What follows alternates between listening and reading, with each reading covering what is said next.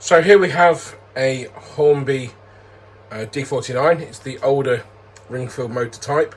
And as you can see, I've taken the tender off, excuse me, because I fitted a decoder to it last night. It's only a cheapo Gaugemaster decoder, but I'm very happy with my hardwiring work. And while it does work after a fashion, you'll see if we put the controller to 8, nothing. Put it to 11 and it just edges forward. Put it to 12 and it'll start up to 13. So the responsiveness isn't great, but that's to be expected with the old Hornby motor. I've given the Hornby motor a bit of a service. The commutator was absolutely filthy. Pardon me. So just mind my beer. I'm having a bit of liquid refreshment out here.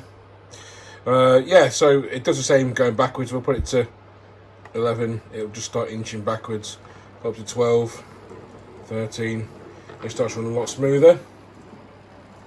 So a lot smoother than it ever would have done under DC power. One thing you will notice, I've had to remove the larger of the two tender weights to get the decoder to fit. I've not tested its pulling power yet because the more observant among you will have seen the KD coupling at the back. I've just mocked it up for now. It's fitted with the screw that held the tension lock. It's not the right height with the KD, so it will have to be settled. So I've got my grinder out just to grind the coupler mount down a bit, just to lift the height of it. So regarding the tender weight, I'm going to have to glue some liquid lead, or liquid gravity, just inside the tender top, just to weigh it down a little bit. So here is the tender. So plenty of room inside to put some liquid gravity at the front there and possibly at the back. So once that's done and I've ground down the KD mount, it'll be okay to test on a loaded run. You'll also notice there's no coupling at the front. We took the tension lock off the front, and I kind of don't want to fit a KD to the front. I'm going to try and make more use of the turntable to turn tender locos. The V2 especially doesn't really like going backwards, so we're taking the KD off that as well. So we'll fit some dummy pipes and couplings and stuff to it, just to make it look a bit better eventually. These older D49s, I mean, the tooling is exactly the same as the current D49, the railroad D49. All Hornby done is just updated the motor. It's still tender drive. The new one obviously is DCC ready and has an M pocket at the back, but at the front it's just the same big D-ring coupling, which obviously you can take off with a screw. It's not really any finely detailed. The paint job and the quality of the lining might be a little bit better, but that's about it.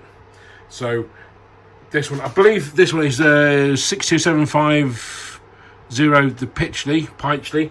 I'm led to believe it's one of the ones with Capote valve gear, but obviously Hornby didn't differentiate with any of the D49 models they made.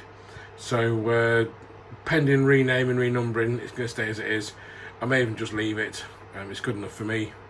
So yeah, that's the D49 in a nutshell. It has been sitting on my bookcase for many months. I bought it off a friend with the intention of fitting a decoder to it. I never got around to it.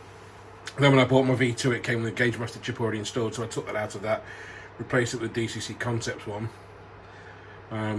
That may even, this may end up having a DCC Concepts decoder, so I can fit a Stay Alive to it, because that's all the rage these days, isn't it, Stay Alives?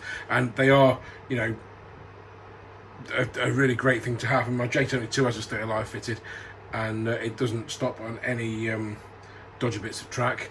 If you'll just move past the speaker here over to this double slip, a couple of my locos seem to stall on this double slip, so when I can they'll be fitted with their Stay Alives too. I've got one here somewhere there to fit to the V2 anyway, so that'll be going on in a few minutes. And yeah, that's the D49. So I hope you like that little bit of a move. Next running session video, this is going to be the star of the show, so we'll see how that goes.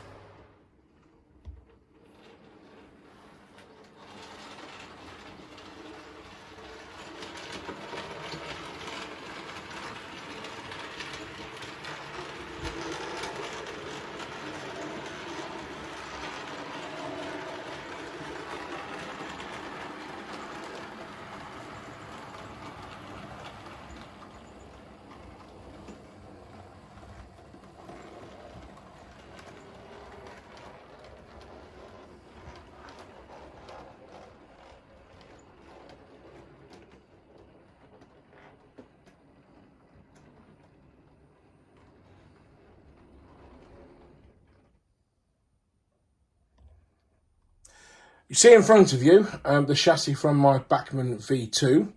This is, as I've told you before, the current model, or the old current model, which is DCC ready.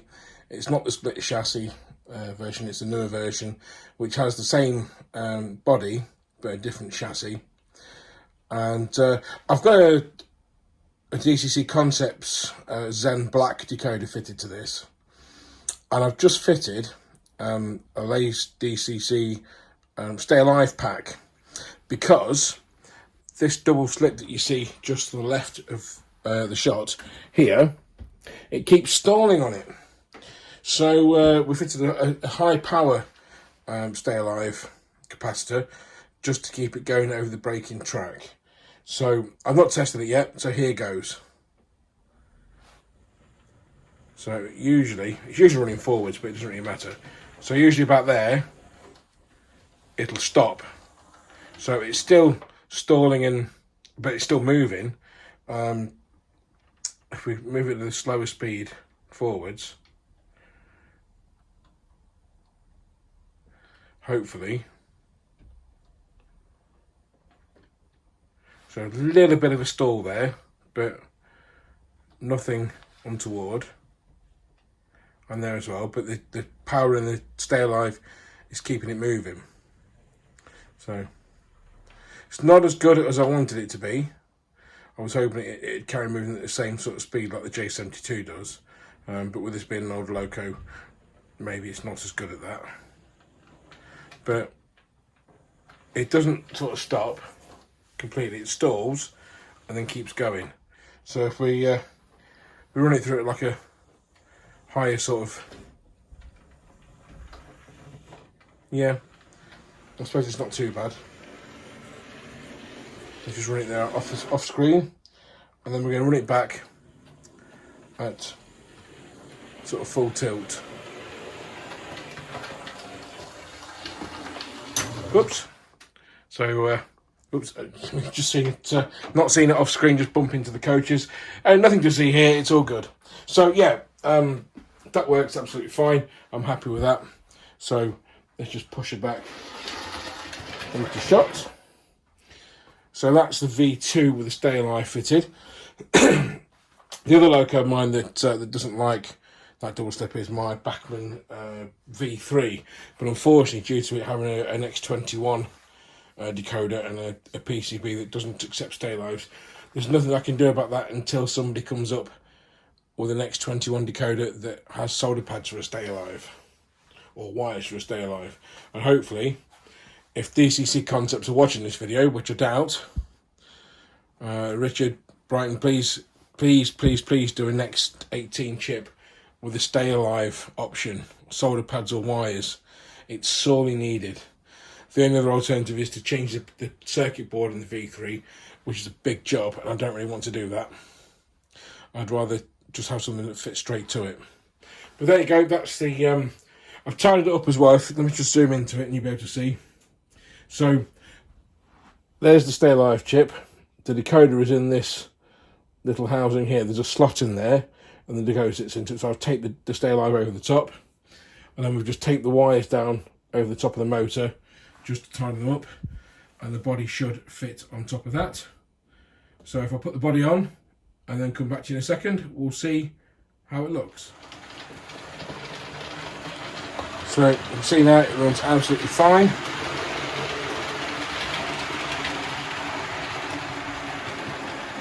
So, oh yeah, just stop it abruptly there. Just run it forwards to the signal. I'm not working on points for style here.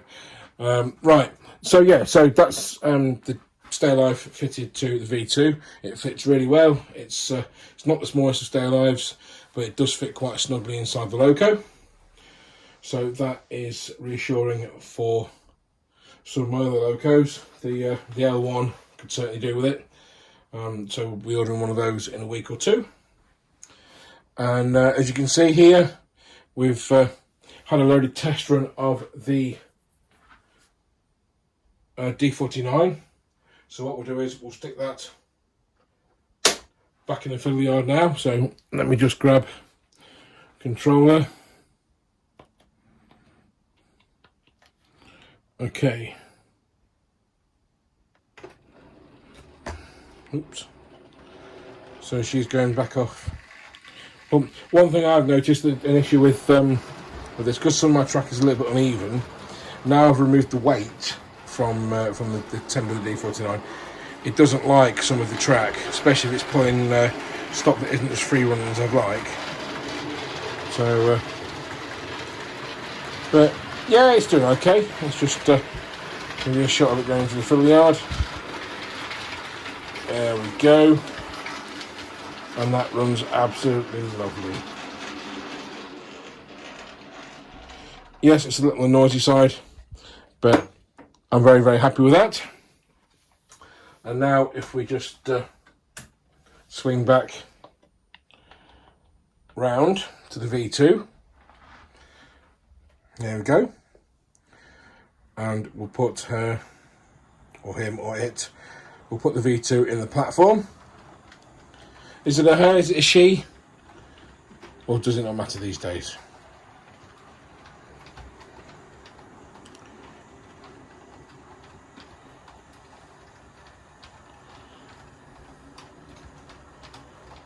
So there we go.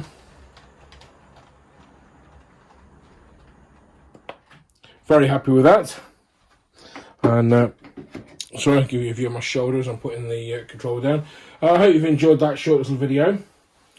I know that I haven't been putting videos up as much as I'd like recently. I've not really had a chance to get out in the garage and do stuff to the layout, but hopefully that will change in the coming weeks. So I hope you liked that video. That's two locos, one loco fitted with the chip and another loco fitted with the Stay Alive, and they both run reasonably well. So I hope you like that, and like I say, if you haven't subscribed already, please do so, and click that like button and the notification bell, and I'll see you next time.